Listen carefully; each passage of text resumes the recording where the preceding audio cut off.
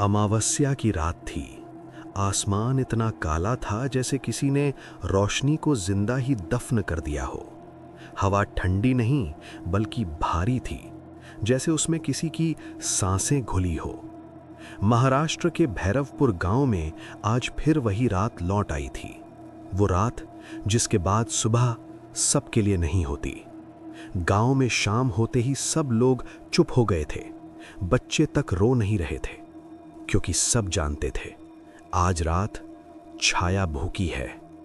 पीयूष, जय, सागर, समीर और हरीश 5 दोस्त जो शहर से आए थे।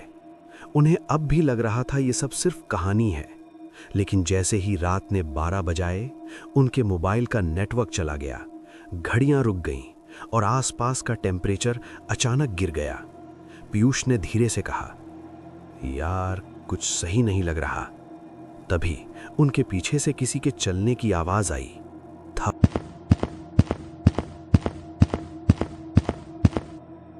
वो पलटे, कोई नहीं, लेकिन इस बार जमीन पर जो पैर के निशान थे वो नए थे और धीरे धीरे उनके बिल्कुल पास तक आ रहे थे, जैसे कोई अभी अभी उनके पीछे खड़ा हो।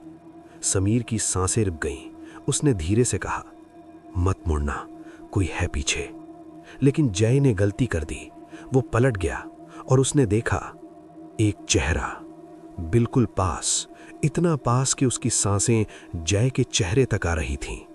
एक औरत जिसका मुंह आधा जला हुआ, आंखें अंधेरे से भी काली और होठों पर एक टेढ़ी सी मुस्कान। जय कुछ बोल भी नहीं पाया। वो बस धीरे से उसके कान में बोली, पहला। अगले ही सेकंड जय जमीन पर गिर गया। उसकी सांसें बंद, आंखें खुली, जैसे डर में जम गई हों। बाकी चारों के पैर जम गए।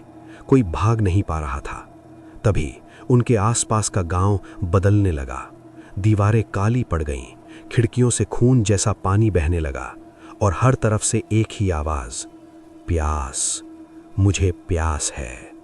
हरीश जोर से चिल्लाया, ये क्या हो रहा है?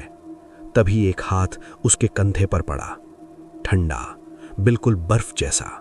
उसने धीरे से पीछे देखा और बस एक पल में वो हवा में उठ गया, जैसे किसी ने उससे पकड़ लिया हो। उसकी चीख हवा में गूंजती रही और फिर एक जोर की आवाज के साथ सब खत्म।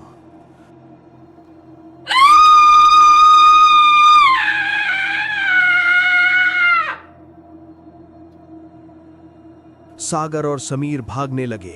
उन्हें लग रहा था कोई उनके साथ साथ भाग रहा है, कभी लेफ्ट में, कभी राइट में, कभी बिल्कुल पीछे। फिर अचानक समीर रुक गया। उसने धीरे से कहा, तुम्हें आवाज नहीं आ रही? सागर बोला, कौन सी? समीर मुस्कुराया, लेकिन वो समीर की मुस्कान नहीं थी। उसकी गर्दन धीरे धीरे 180 डिग्री घूम गई और वो बोलने लगा, मैं यहीं हूं।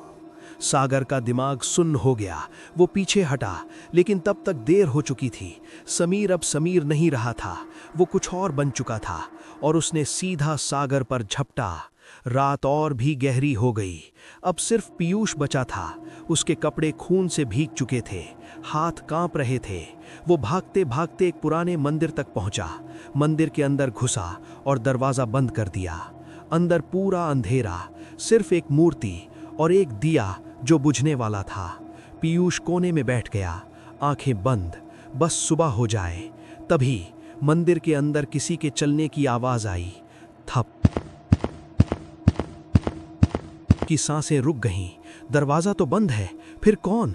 उसने धीरे से आंखें खोली और देखा मूर्ति के पीछे कोई खड़ा है, लंबा, पतला और बिल्कुल काला। उसका चेहरा नहीं था, सिर्फ एक खोखला अंधेरा। वो धीरे धीरे आगे बढ़ने लगा और उसकी आवाज हर तरफ गूंज रही थी, आखिरी। पीयूष चिल्लाया, भागने लगा, लेकिन मंदिर का दरवाजा गायब हो चुका था। दीवारें बंद, रास्ता खत्म और वो छाया बिल्कुल उसके सामने। उसने पीयूष के सिर को पकड़ा और धीरे से उसके कान में कहा, अब तुम हमारे हो। सुबह हो गई, गांव वाले बाहर आए, सब कुछ नॉर्मल, जैसे कुछ हुआ ही ना हो। लेकिन मंदिर के अंदर 5 परछाइयां दीवार पर चिपकी हुई थीं, हल्का हल्का हिलती हुई, जैसे जिंदा हों। और अगर कोई ध्यान से देखता तो उन परछाइयों में पीयूष, जय, सागर, समीर और हरीश के चेहरे दिखते।